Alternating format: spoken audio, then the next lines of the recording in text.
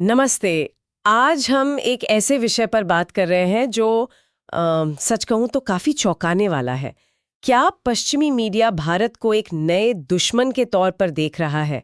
ये सवाल उठा है ब्रिटेन के द टेलीग्राफ अखबार में छपे एक लेख से, जिसे लिखा है टॉम शार्प ने, जो पहले ब्रिटिश नौसेना में अधिकारी थे। और उनका कहना बिल्कुल सीधा है। वो कहते हैं भारत दुश्मन है, दोस्त या तटस्थ नहीं। वजह मुख्य रूप से भारत का रूस से हथियार और हाँ, सस्ता तेल खरीदना। तो चलिए इस दावे पर, इसके पीछे की दलीलों पर और भारत के लिए इसके क्या मायने हो सकते, इस पर थोड़ी गहराई से बात करते हैं। तो शार्प के मुख्य आरोप क्या है? मतलब वो क्यों कह रहे हैं ऐसा कि भारत दुश्मन है? यहाँ बात थोड़ी पेचीदा हो जाती है ना? हाँ बिल्कुल। देखिए, शार्प का जो मूल तर्क है वो ये है कि भारत रूस से सस्ता तेल और हथियार खरीद रहा है और ऐसा करके वो पश्चिमी देशों ने जो अंतर्राष्ट्रीय प्रतिबंध लगाए हैं रूस पर, भारत उन्हें एक तरह से कमजोर कर रहा है। उनका मानना है कि इससे क्या हो रहा है? इससे पुतिन प्रशासन को, जो यूक्रेन पर हमलावर है, सीधी आर्थिक मदद मिल रही है। अच्छा, और उन्होंने वो कथित डार्क फ्लीट के इस्तेमाल का भी जिक्र किया है। ये क्या चीज़ है, जरा समझाएंगे? हाँ हाँ बिल्कुल। उनका आरोप ये है कि भारत रूसी तेल लाने के लिए इन डार्क फ्लीट टैंकरों का इस्तेमाल कर रहा है।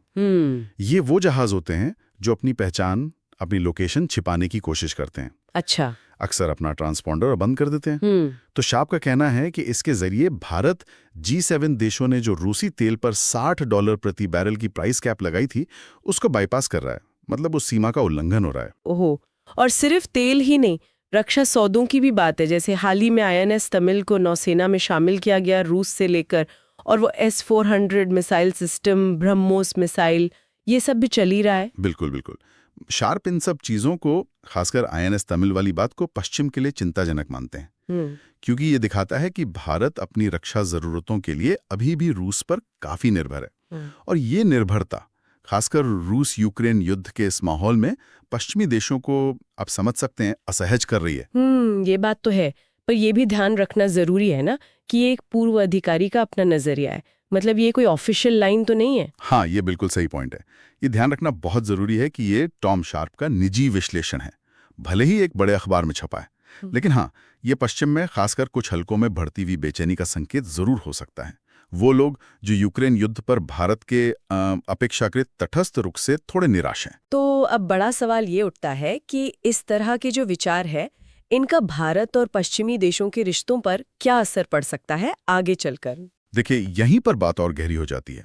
इस तरह की सोच अगर ये मजबूत होती है तो क्वाड जैसे ग्रुप हैं, जिसमें भारत, अमेरिका, जापान, ऑस्ट्रेलिया हैं, या फिर ऑकस है, इन पर असर पड़ सकता है, क्योंकि ये सारे समझौते आपसी भरोसे और साझा रणनीतिक लक्ष्यों पर टिके हैं। अगर पश्चिम में यह धारणा बनती है कि भारत उनके प्रतिबंधों को कमजोर कर रहा है, तो फिर गहरे रक्षा सहयोग में वो हिचकिचाहट तो बढ़ेगी। और सिर्फ रक्षा ही क्यों, क्या दूसरे क्षेत्रों पर भी इसका असर दिख सकता है, जैसे टेक्नोलॉजी, AI वगैरह? निश्चित रूप से, बिल्कुल।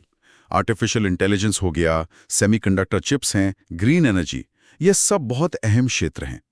इनमें भारत और पश्चिम के बीच साझेदारी तेजी से बढ़ रही थी। इसे भविष्य के लिए बहुत महत्वपूर्ण माना जा रहा था।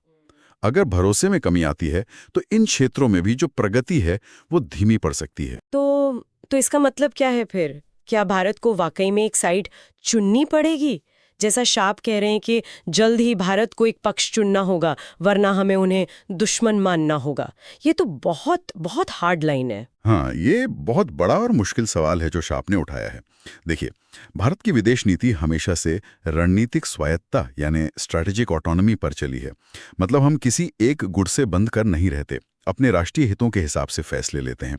शार्प का लेख इसी पर सवाल खड़ा करता है कि क्या आज के इस तनाव भरे माहौल में, खासकर यूक्रेन युद्ध के बाद, ये नीति चल पाएगी, वो भी तब जब पश्चिमी देश भारत को एक अहम स्ट्रैटेजिक पार्टनर मानते हैं और चाहते हैं कि भारत उनके पक्ष में ज्यादा खुलकर बोले।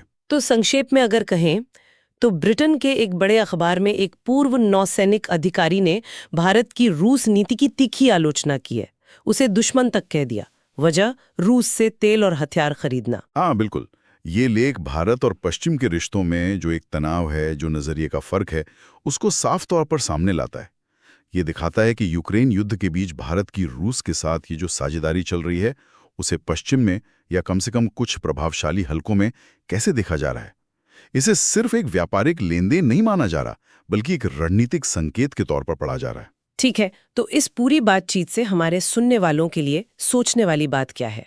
वो कौन सा सवाल है जो उनके मन में रहना चाहिए? देखिए, सोचने वाली बात यह है, क्या आज की दुनिया में जो इतनी बटी हुई है, कोई देश अपनी रणनीतिक स्वायत्ता, अपनी आज़ादी बनाए रख सकता है और साथ ही दुनिया की दो बड़ी लेकिन आपस में विरोधी ताकतों, मान लीजिए अमेरिका और रूस के साथ गहरे और अच्छे संबंध भी निभा सकता है? भविष्य में भारत ये मुश्किल संतुलन कैसे साधेगा और क्या पश्चिमी देश भारत की इस नीति को लंबे समय तक स्वीकार करेंगे?